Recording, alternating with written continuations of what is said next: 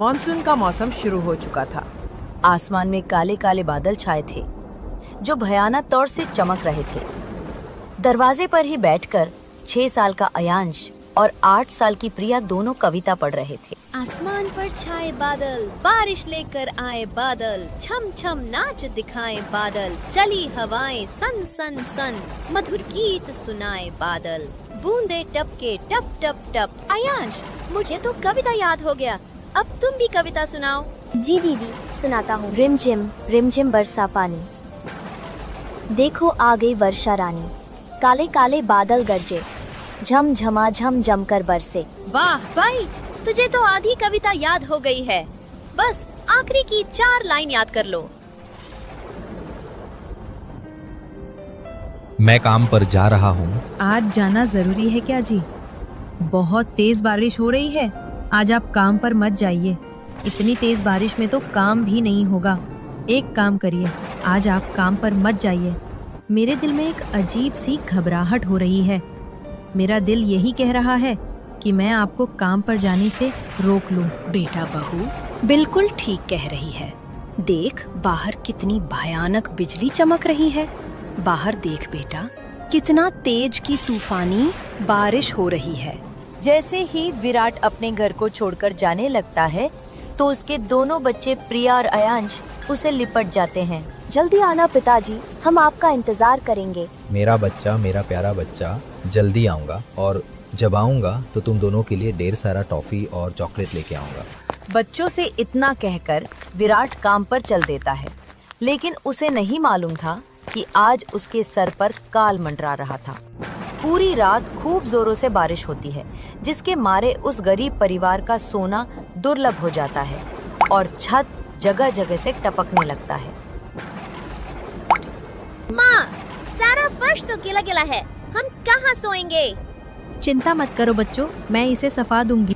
कुछ देर बाद बारिश का पानी उस गरीब परिवार के चौखट तक भर जाता है और धीरे धीरे पानी कमरे में जाने लगता है।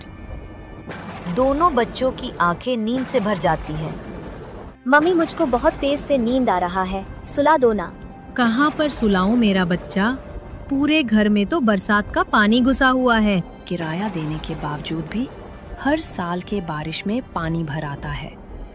मकान मालिक जानबूझकर इस घर को ठीक नहीं करा रहा है ताकि हम गरीबों को खाली करा सकें। माँ जी, यहाँ से घर खाली करके हम कहाँ जाएंगे?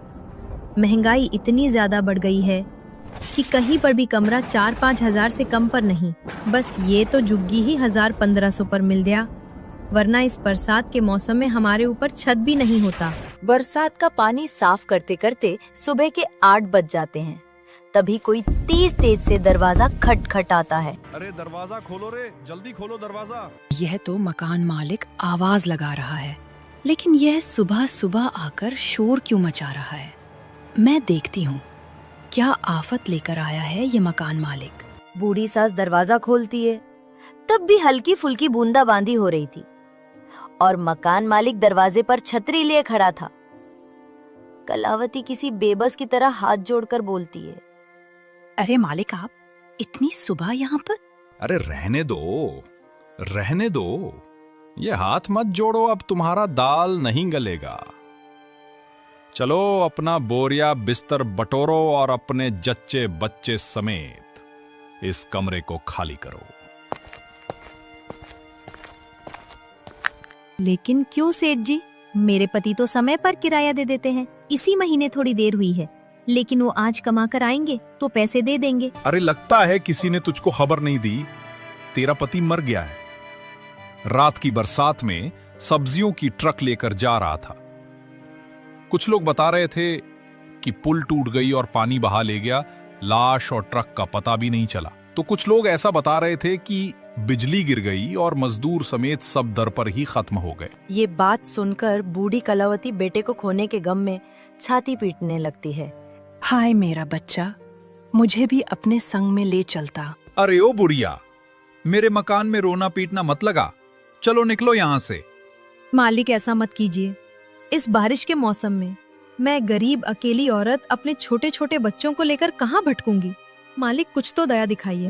अरे थोड़ी क्यों मेरी गुलाब जामुन, मैं तो पूरी दया दिखाने को तैयार हूं, बस बदले में तुझको मेरा थोड़ा दिल बहलाना होगा। ये सुनकर पूजा उसे खींचकर चांटा मारती है, जिससे मकान मालिक गुस्से में लाल पीला हो जाता है। तेरी ये मजाल कि तूने मुझ पर हाथ उठाया। खैर मना, मैंने सिर्फ तुझ पे हाथ उठाया है, तुझे तो जूतों से मारना चाहिए, तेरा मुंह काला करके गधे पर बैठाकर पूरा शहर घुमाना चाहिए, ताकि किसी औरत से बदतमीजी करने की तेरी हिम्मत ना पड़े। और जो भी तेरे जैसे लोग हैं उनके लिए तू एक बेमिसाल बन जाए। जो भी ये हरकत करना चाहे उसके चेहरे पर सिर्फ तेरा ही कारनामा दिखना चाहिए। लेकिन मैं गरीब औरत हूँ, लेकिन मैं कर भी क्या सकती हूँ तेरा। इसीलिए तुम जैसे लोग हम गरीबों को सताते हैं और हम चाह कर भी कुछ नहीं कर सकते हैं। ये सुनकर मकान मालिक पूजा और उसके दोनों बच्चों को धक्का मार के कीचड़ में गिरा देता है। इसी कीचड़ के लायक है तू। मकान मालिक इतना कहकर वहाँ से चला जाता है। माँ देखो ना, मेरी फ्रॉक पर कीचड़ लग गई है और गंदी हो गई है, और ये तो हमारा घर है, अंकल ने क्यों छीन लिया? अब ये हमारा घर नहीं रहा। बिटिया चलो चलते हैं। हालात की मारी दोनों सास बहू बच्चों का हाथ पकड़े बारिश में भीगते हुए सड़कों पर इधर से उधर भटकने लगी। कई घंटे गुजर जाते हैं। तभी फुटपाथ पर अयांश भुट्टे को बेचते हुए देखता है। माँ मुझे बहुत तेज से भूख लगी है, भुट्टा खिला दो ना। मेरे पास पैसे नहीं है आयांश। ज्यादा थोड़ी ना मांग रहा हूँ, एक ही दिला दो ना प्लीज माँ। मैं और दीदी उसी में से आधा बांट कर खा लूंगा, दिला दो ना माँ।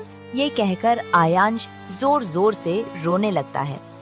अच्छा चुप हो जा, मैं जाती हूँ लाने। पूजा भुट्टे वाले के पास जाती है। भैया जी एक गुटा देंगे? अरे बिल्कुल बहन जी, एकदम मस्त भुट्टा है। 25 रुपए की एक पड़ेगी। मेरे पास देने को पैसे नहीं है। पैसे नहीं दोगी तो क्या फ्री के भुट्टे खाओगी? मैं अपने बाप दादा की खेती से थोड़ी ना तोड़ कर लाया हूँ। चलो भागो यहाँ से। ठेले वाला डांट कर भगा देता है। तभी अचानक जोर जोर से बादल गरजने लगते हैं और आंधी तूफान भी चलने लगती है और लोग अपने अपने घरों की तरफ भागने लगते हैं। लगता है बहुत तेज से बारिश आने वाली है। चलो घर चलते हैं। कौन से घर पे चले माँ जी? अब हमारे पास घर कहाँ रह गए? चारों लोग एक वृक्ष के नीचे जाकर बैठ जाते हैं। मेरी आंखों में धूल पड़ रही है। देखो सब लोग अपने अपने घर जा रहे हैं। आप भी चलो ना दादी, उठो ना। तभी बूढ़ी कलावती रोते हुए बोली, कौन से घर जाएंगे बिटिया? घर तो है ही नहीं हम गरीबों का। माँ जी देखो बारिश होने लगी, सर छुपाने के लिए जगह ढूंढना होगा। चारों एक बस स्टैंड पर आ जाते हैं। पूरे सड़क पर सन्नाटा छा जाता है। तभी पुलिस की एक जीप सड़क से जाते हुए एक अनाउंसमेंट करती है। सुनिए सुनिए सुनिए, मौसम विभाग ने जारी किया है, अगले 1 सप्ताह तक ताबड़तोड़ बारिश होने वाली है।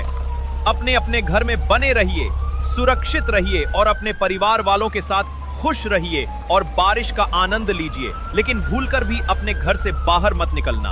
अगर मेरे मना करने के बावजूद भी मैंने किसी को सड़क पर देख लिया तो डंडे से उसका शरीर लाल कर दूंगा। तभी गरीब परिवार को स्टैंड पर देखकर पुलिस वाला डांट कर बोलता है, अरे तुम सबके कान में धूल जम गई जो सुनाई नहीं दे रहा है। कहाँ जाए साहब, घर नहीं है हमारे पास, ये सड़क ही सहारा है। वो सब मैं नहीं जानता, लेकिन तुम सब यहाँ नहीं रह सकती हो। उठो, नहीं तो मैं डंडे मारूंगा। पुलिस के डर से वो लोग वहाँ से उठकर आगे चले जाते हैं। आसमान से बरसात के साथ साथ बड़े बड़े ओले गिर रहे थे। सुबह से शाम रात तक बरसात में भीग कर बेचारे गरीब परिवार वाले थर थर कांपते जा रहे थे। माँ मुझे बहुत तेज से ठंड लग रहा है, माँ घर चलो ना। इतना बोलते बोलते ठंड और जकड़न के कारण अयांश बेहोश होने लगता है। माँ आयांश को कुछ हो गया है, देखो ना। मेरा बच्चा, आके खोल बेटा। माँ जी देखो ना, इसको क्या हो गया? बहू वो देख, वहाँ पर सर छुपाने की थोड़ी जगह है, वहीं चलते हैं। बरसात की कहर उस गरीब परिवार को कचरा दान में ले आता है। जहाँ शहर का कूड़ा पड़ा था वो सब एक पाइप लाइन में बैठ जाते हैं। इधर बारिश लगातार होता जा रहा था। आयांश मेरा बेटा उठ जा। क्यों? तू हम सबको डरा रहा है, हमें घर भी चलना है। हे भगवान, बड़ा निर्दयी है तू, हर वक्त बस सिर्फ तू गरीबों को ही सताता है। हिम्मत हारी हुई पूजा टूटे हुए दिल से भगवान को बहुत कोसती है और रो रो कर आयांश का हाथ पैर मलती है। तब जाके वो आंखें खोलता है। इसी तरह से उन्हें 2 दिन तक इसी पाइपलाइन में बिना कुछ खाए पिए रहना पड़ता है। उधर अमीर लोग के लिए बरसात का मौसम सुहानी खुशियां लाता है, जो अपने बंगलों और ऊंचे मकानों में मौज मस्ती में थे। माँ बहुत तेज से भूख लग रही है, पेट भी दुख रहा है। भूख तो लगेगी मेरी बच्ची, 2 दिन से तुमने कुछ खाया भी नहीं है। तुम लोग यहीं रुको, मैं कुछ खाने का इंतजाम करती हूँ। बारिश में भीगते हुए पूजा कचरा बीनने के लिए निकलती है, जहाँ कूड़ेदान में भी घुटने तक पानी भरा था। वो जैसे ही कूड़ेदान में पाँव डालती है तो एक कांच का टुकड़ा उसके पाँव में घुस जाता है। माँ, मेरे पैर में लगता है, कांच चुभ गया।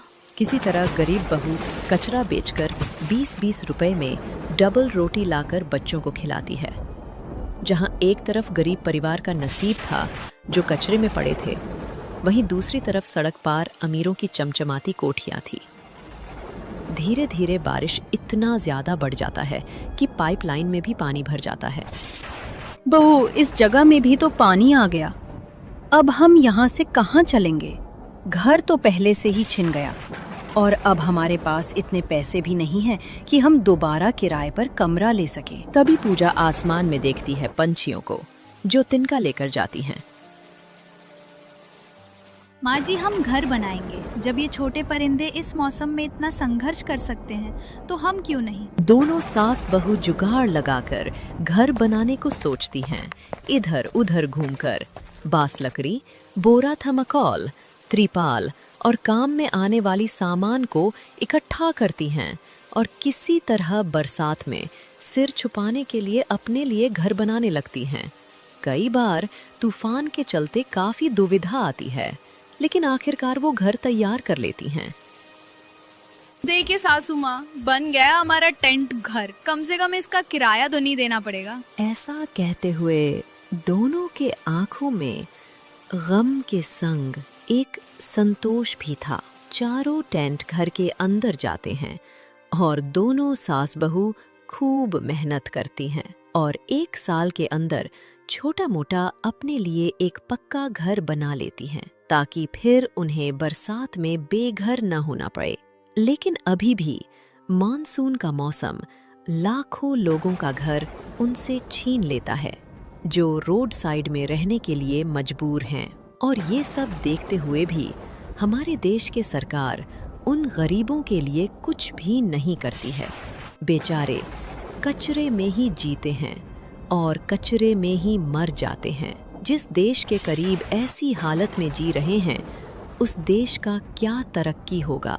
अगर आपको हमारा ये वीडियो अच्छा लगा हो तो वीडियो को लाइक और चैनल को सब्सक्राइब करना मत भूलिए और कमेंट में अपनी राय जरूर दीजिए।